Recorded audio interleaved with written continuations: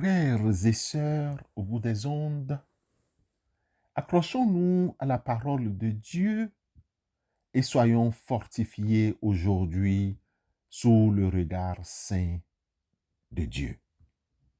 Que son esprit nous transforme et nous guide vers une plus grande sainteté afin que nous puissions refléter sa gloire dans le monde. Amen.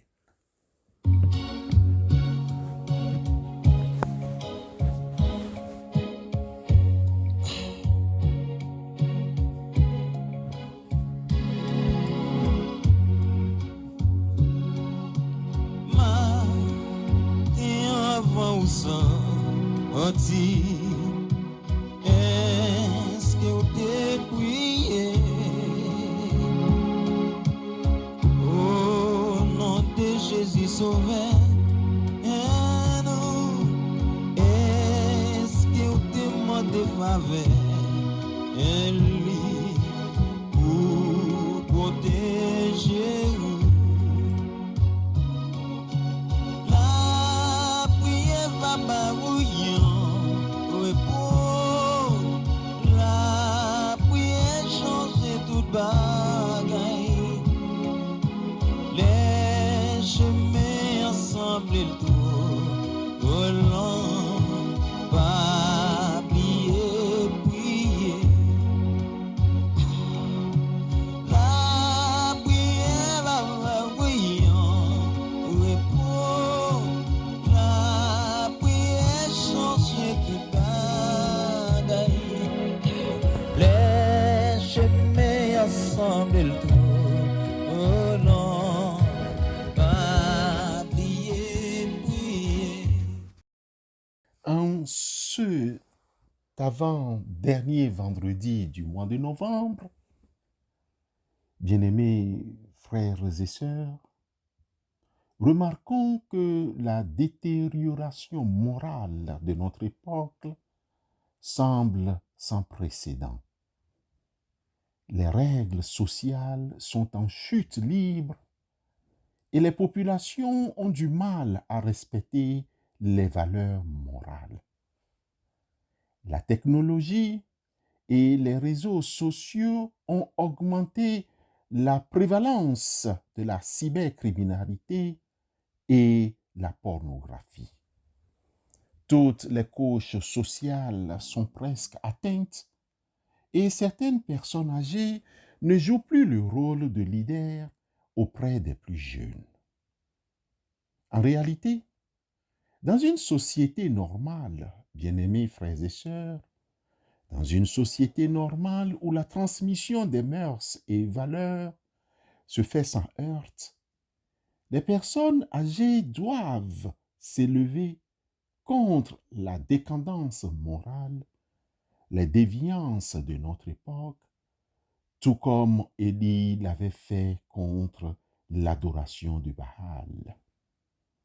À midi, Élie se moquait d'eux et dit: « Criez à haute voix, puisqu'il est Dieu, il doit être en train de penser à quelque chose, ou bien il est occupé, ou encore en voyage. » 1 Roi, chapitre 18, le verset 27.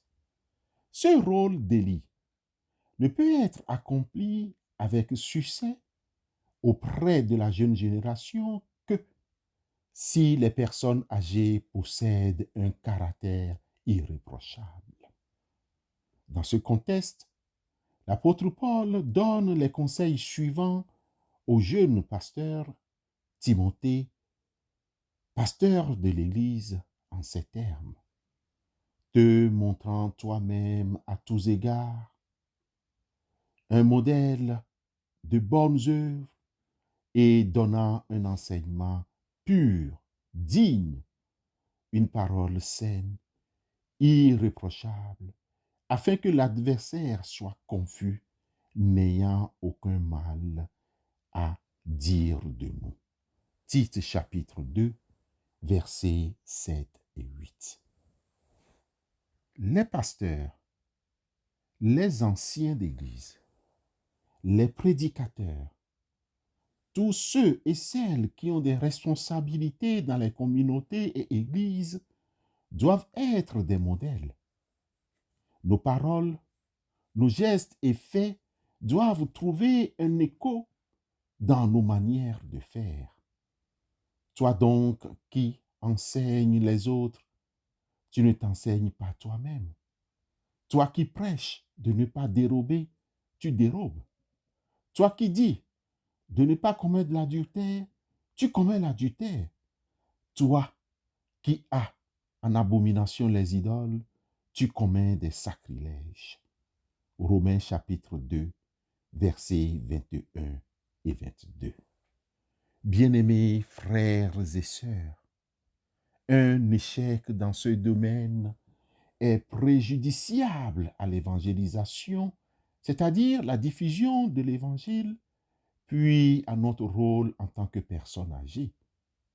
La jeune génération attend des personnes âgées qu'elles donnent un exemple positif en démontrant les vertus qu'elles prêchent dans leur vie quotidienne. Personnes âgées, prêchons d'exemple ou prêchons par l'exemple, c'est-à-dire faire soi-même ce que nous recommandons aux autres. Les personnes âgées doivent être dépositaires de la saine doctrine en étudiant diligemment la Bible.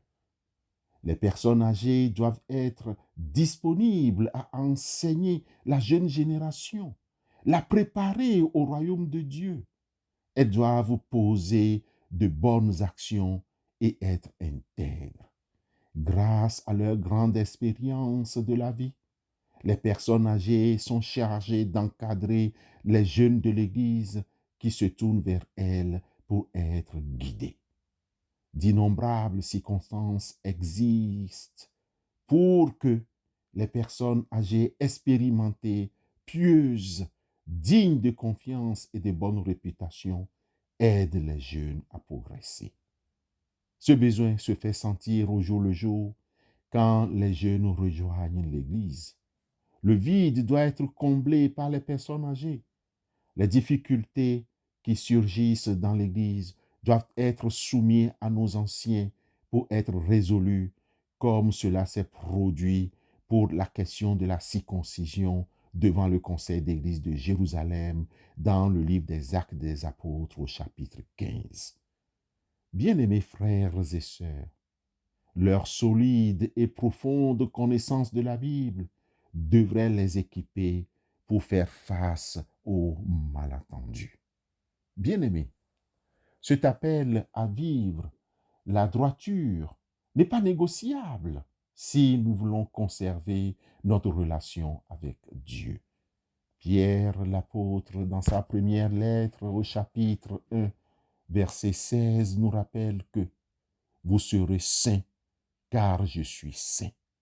Notre salut de membres âgés de l'Église et de la communauté rend les autres désireux d'apprendre de nous et d'utiliser notre expertise et notre expérience. Soyons à la hauteur de la situation et répondons aux attentes de la jeune génération et de notre Dieu. Cette parole est certaine. Si quelqu'un aspire à la charge d'évêque, il désire une œuvre excellente.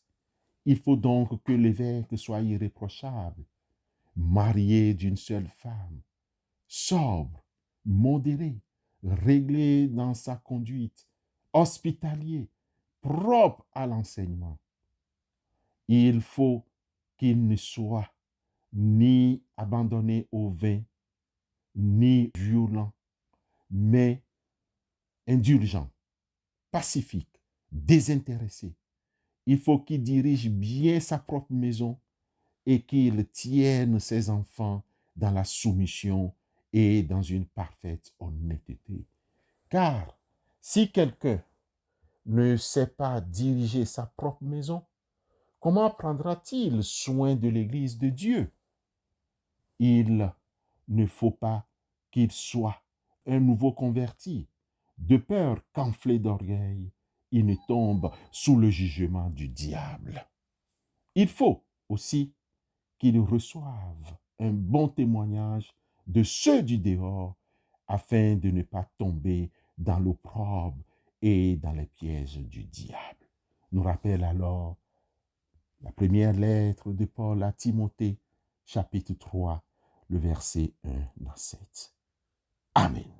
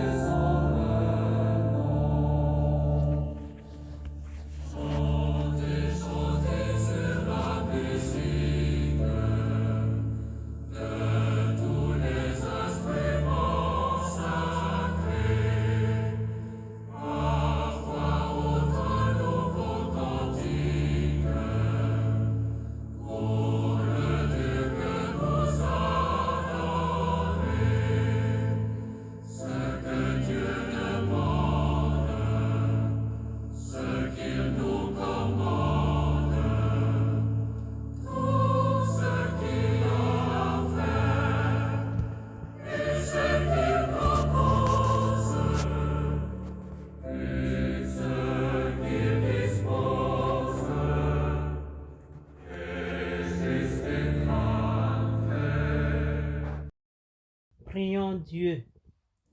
Éternel notre Dieu, nous te rendons grâce, Seigneur, pour ta présence, pour ce message que tu nous donnes, ô Éternel, pour le canal que tu as utilisé pour nous transmettre ta parole. Seigneur, béni sois-tu pour le réconfort de ta présence. Dans notre solitude, tu es notre espérance et notre confiance. Depuis notre jeunesse, tu es notre rocher et notre forteresse.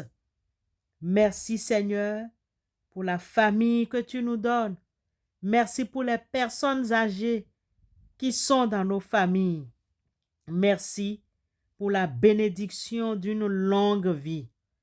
Merci pour les moments de joie, les moments de difficulté, pour les rêves réalisés et pour ceux qui sont encore à venir. Seigneur, merci pour ceux qui sont dans les maisons de retraite, les maisons de repos, les homes, pour tout le personnel qui s'occupe d'eux. Fortifie-les, soutiens-les, assiste-les. Éternel notre Dieu, permets à ce que nous puissions tirer profit de l'expérience de nos personnes âgées. Éternel, viens à notre secours. Éternel, protège et guide les pas de tes enfants. Fais d'eux et de chacun un instrument de ta paix. Éternel, apprends-nous à accueillir ceux qui souffrent. Apprends-nous, Seigneur, à nous réconcilier avec les jeunes générations et à faire ta volonté. Aide-nous à être des témoins de cette parole et à transmettre ta lumière dans ce monde ténébreux. Au nom de Christ Jésus, Éternel notre Dieu, nous te prions. Amen. Mo ní Jésù nílé, mo ní Jésù lógo.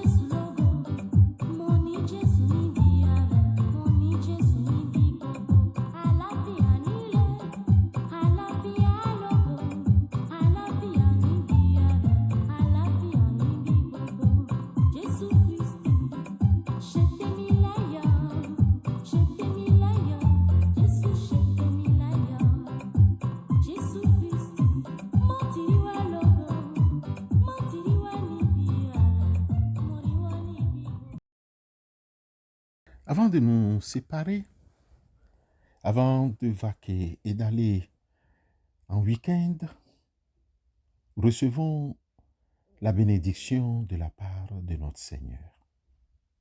Que le Saint-Esprit nous guide et nous fortifie dans toutes nos entreprises. Que le Saint-Esprit guide les papis et les mamies et fortifie les papounets et les mamounets dans leur entreprise. Que nous soyons tous remplis de sa grâce, de sa paix, de sa santé, au nom de notre Seigneur Jésus-Christ. Que Dieu nous bénisse abondamment et nous donne tout ce dont nous avons besoin pour vivre selon sa volonté. Allez, dans la joie, au nom du Père, du Fils et du Saint-Esprit. Amen.